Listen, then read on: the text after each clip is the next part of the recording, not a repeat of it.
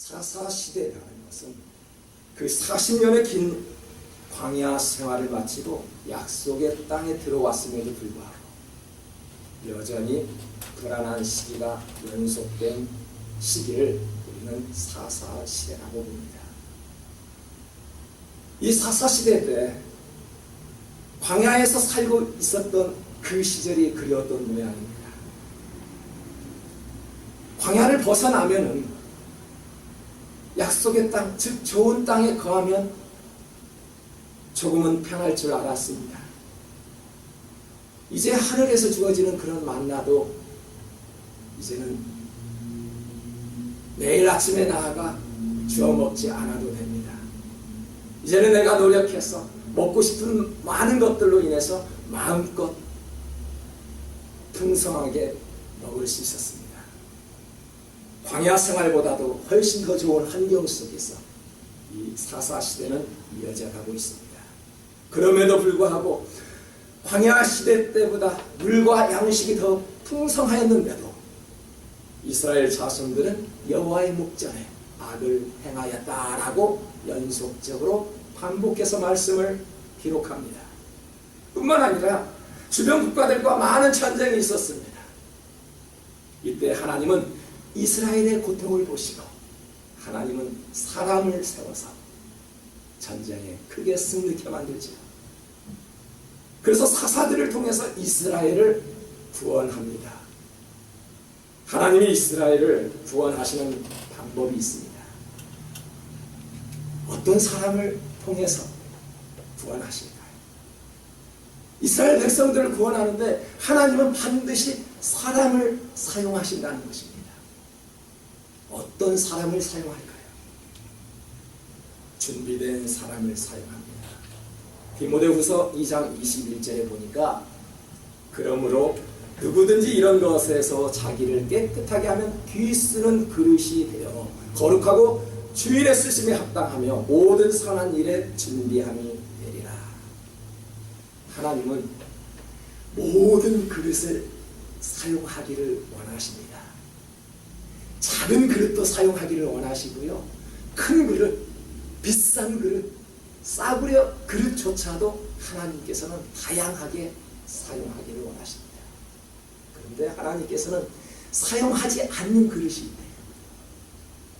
준비되지 않는 그릇, 청결하지 않는 그릇, 그런 그릇은 사용하지 않으신답니다. 더러운 그릇은 사용하지 않는다는 것입니다.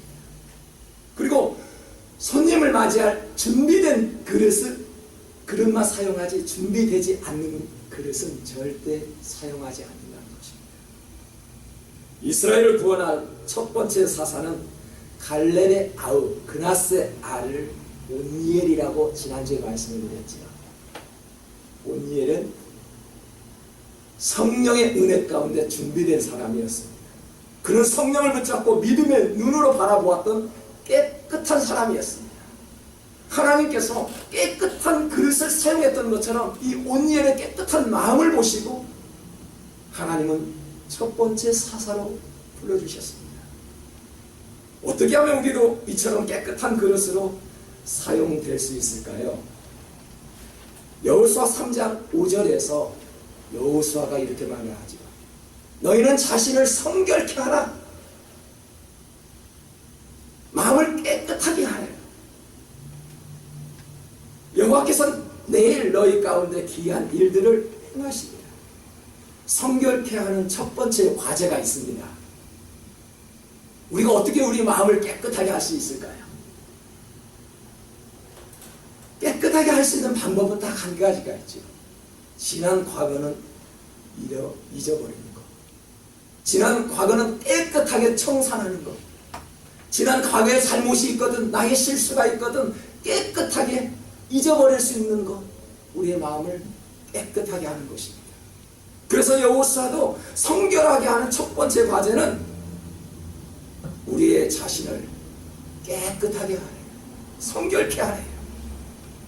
하나님의 일을 방해하는 잘못된 과거의 습관들, 하나님의 일을 방해하는 그런 잘못된 과거의 생활들, 오늘 이 시간으로 던져버려야 한다는 것입니다. 이것이 어떻게 가능할까요? 바로 죄 사함을 받기 위해 신앙 고백이 있어야 한다는 것입니다. 이스라엘이 악을 행한 가장 큰 이유가 신앙 고백이 없었습니다. 신앙 고백이 없으니 어떻게 순종할 수가 있을까요? 순종하지 않는 사람들은 보면 신앙 고백이 없는 것입니다. 사사기 2장 17절에서는 이스라엘의 불순종의 모습을 보여줍니다. 새 번역으로 제가 읽어보겠습니다. 그러나 그들은 사사들의 말을 듣지 않고 오히려 음란하게 다른 신들을 섬기며 경배하였다. 그들은 자기 조상이 주님의 명령에 순종하며 걸어온 길에서 빠르게 떠나갔다. 그들은 조상처럼 살지 않았다. 순종하지 않았다. 지도자의 말에 따르지 않았대요. 조상들의 믿음의 바탕으로 본을 받지 않았대요. 이스라엘 민족은 하나님의 인도하심으로 가나안 땅을 정복한 민족입니다. 하나님의 투철한 그런 인도와 그런 구름 기둥과 불 기둥으로 인도받았던 이스라엘 민족이었습니다.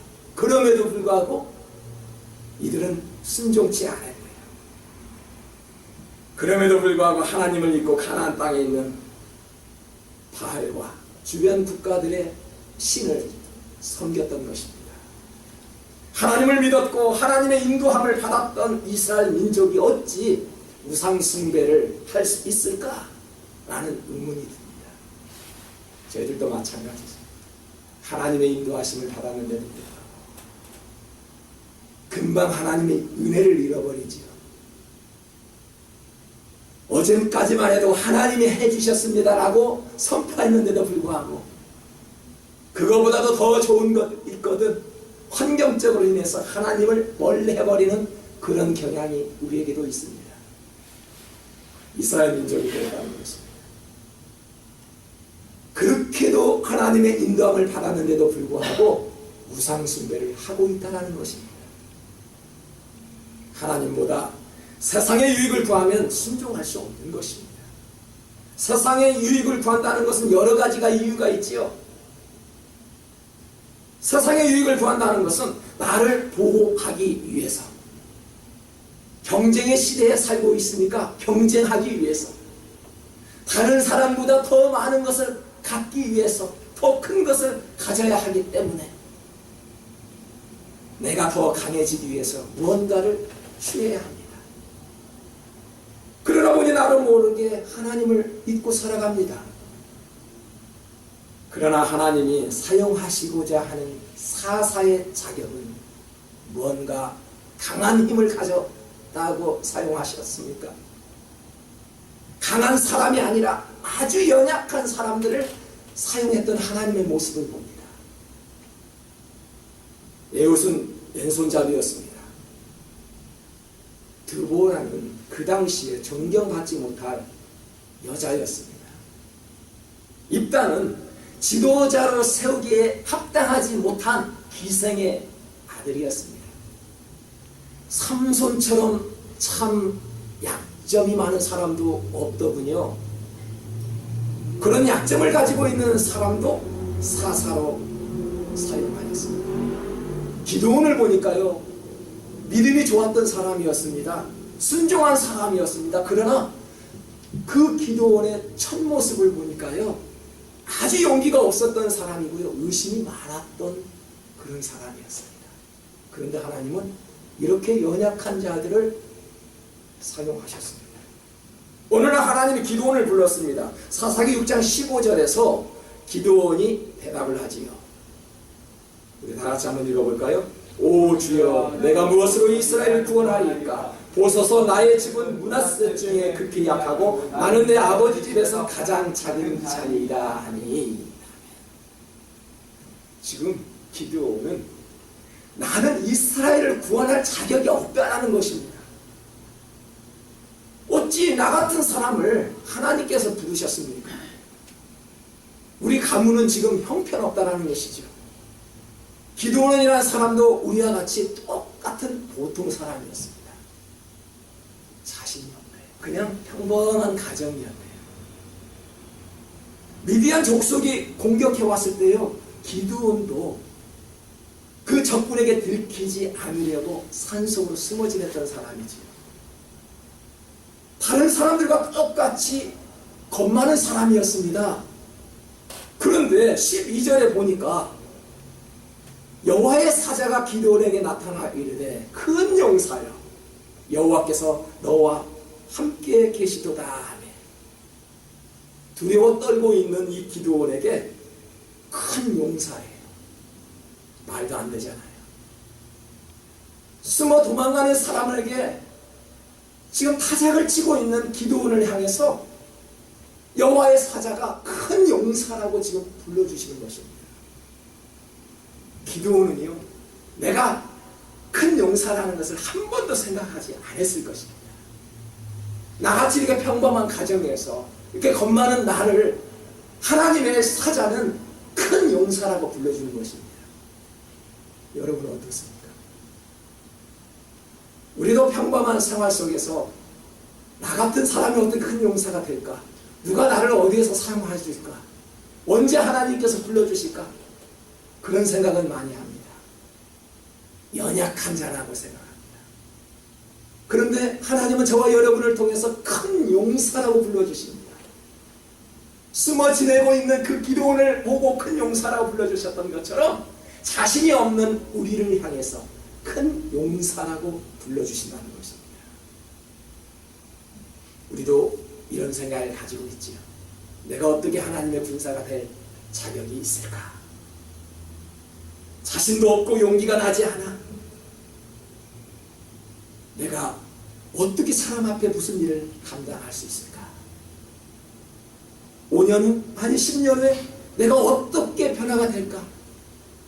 과연 내가 사람들 앞에 리더의 모습으로 우뚝 서 있을까? 우리는 기드온처럼 숨어 지내는 인생을 살 수 있다는 것입니다. 그러나 하나님께서는 저와 여러분에게 큰 용사라고 부르시오. 큰 용사야, 나와라. 내가 너와 함께 할 테니 너는 나가서 싸워라. 사랑하는 성도 여러분, 하나님께 붙들림을 받는 자는 아무리 연약한 자라 할지라도, 아무리 작은 자라 할지라도 그분에게 붙들림을 받으면 큰 용사로 쓰임 받을 수 있다는 것입니다. 사사의 모든 사람들이 그렇습니다. 너무나도 언약하고 어리석은 사람일지라도 하나님께서 붙드시면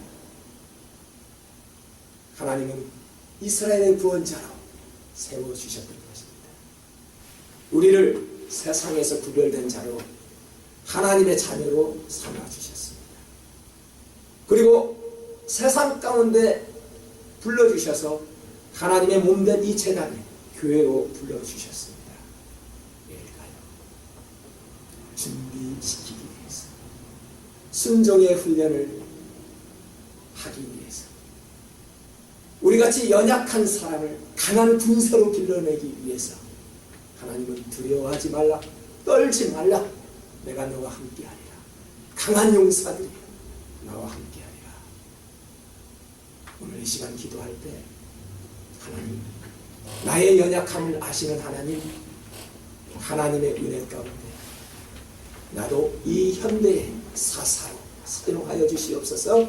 우리 이 시간 하나님 앞에 기도하며 나아갈 때 주님께서 마음껏 사용해 주실